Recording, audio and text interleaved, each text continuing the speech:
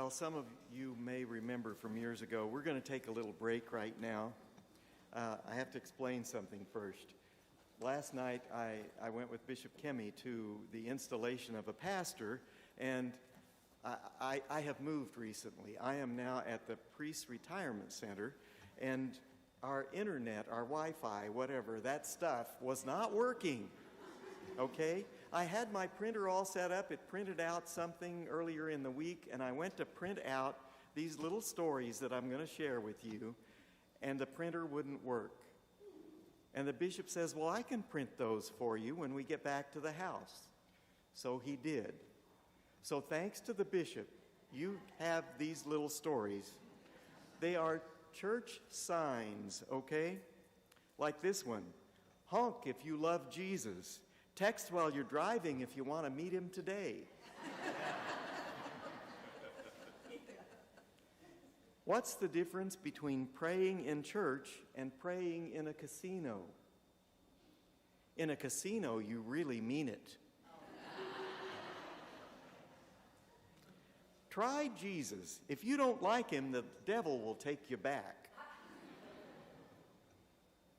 This is a fellow from Minnesota, I think. He says, I wish Noah had swatted those 2 mosquitoes. No. You got to think about that one. You'll get that about 2 o'clock this afternoon, okay? This church is not full of hypocrites, the sign says. There's always room for one more. Come on in. Does life stink for you? We have a pew for you. How would you like to spend eternity? Smoking or non-smoking? Looking for a lifeguard? Ours walks on water. Now is a good time to visit. Our pastor is on vacation. Choose the bread of life or you will be toast. That might be too true. Maybe we can't laugh at that. Okay, enough of that. Thanks to the bishop for getting us in the mood for listening for a minute again. I have 3 things I'd like to talk about today. Inner peace and how it is a great approach to violent crime. And then we'll see how Jesus calls us to look a little deeper. And we'll close with a reflection on his words about letting him feed us to eternal life with him. Inner peace. You know, there's a whole lot of talk these days about how the police should deal with crime and how they can deal with crime more effectively.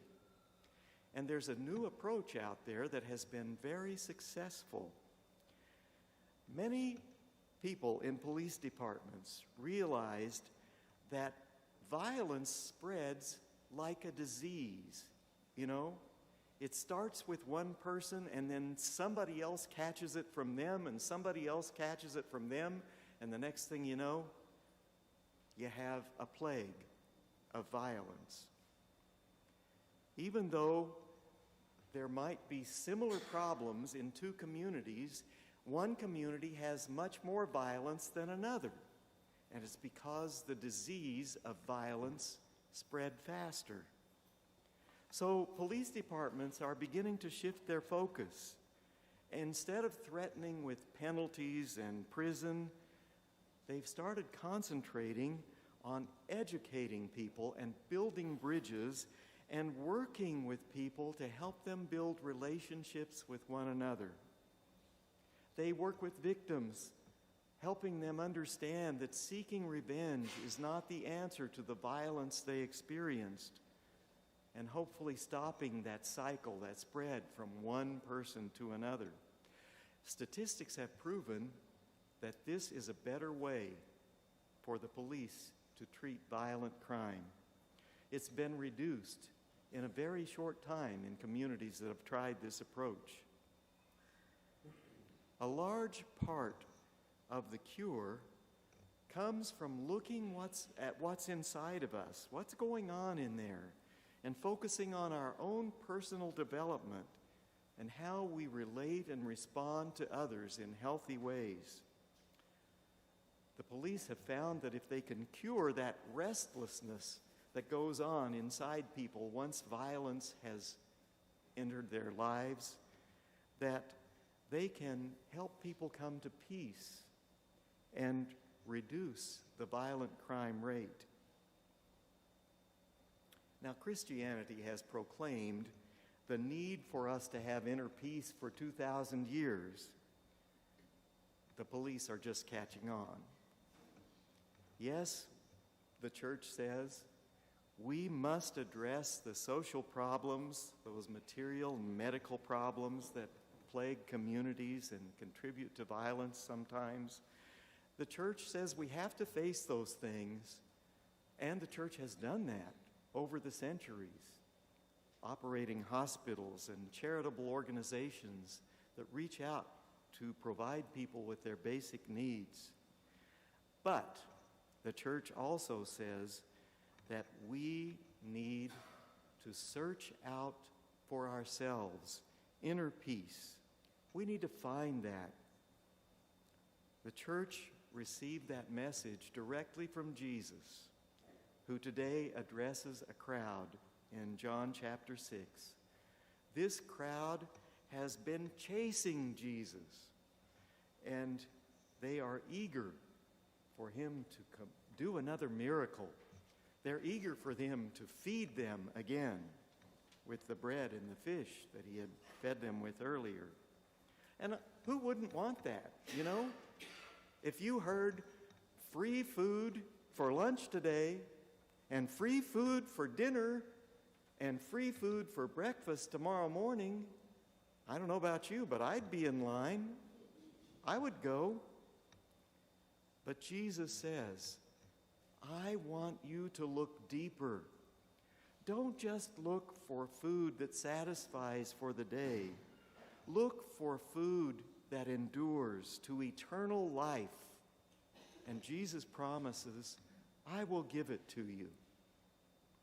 He reminds us that we often don't see the deeper needs we have. We often don't get in touch with that inner turmoil that's going on, that restlessness that is in us.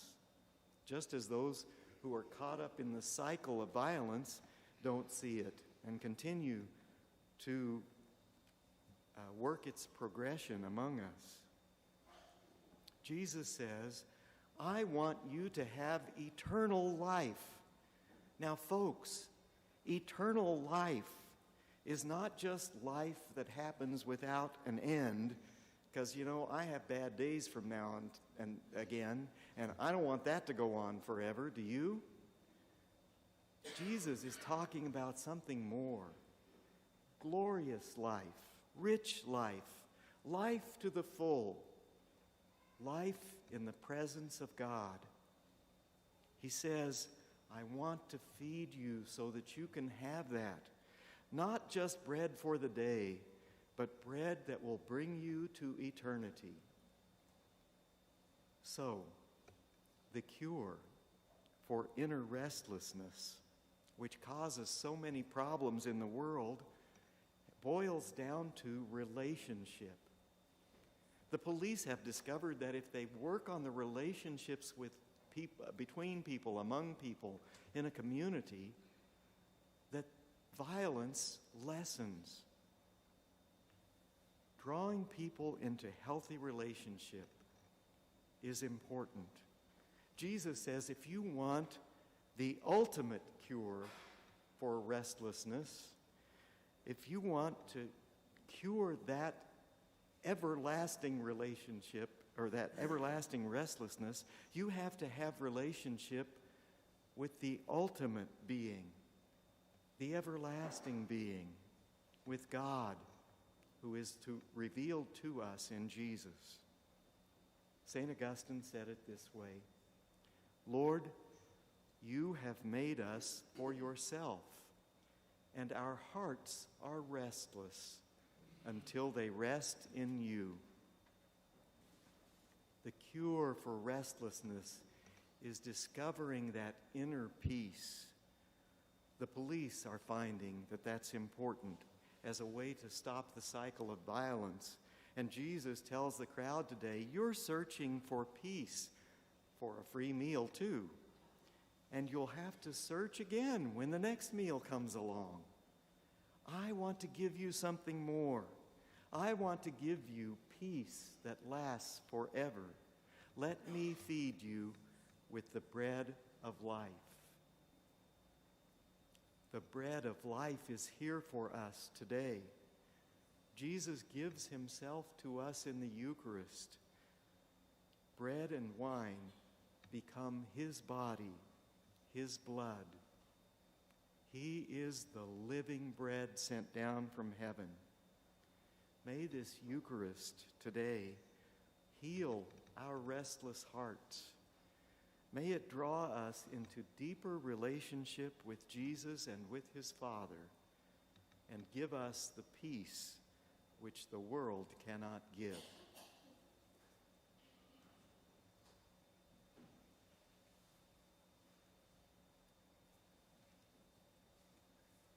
Please stand.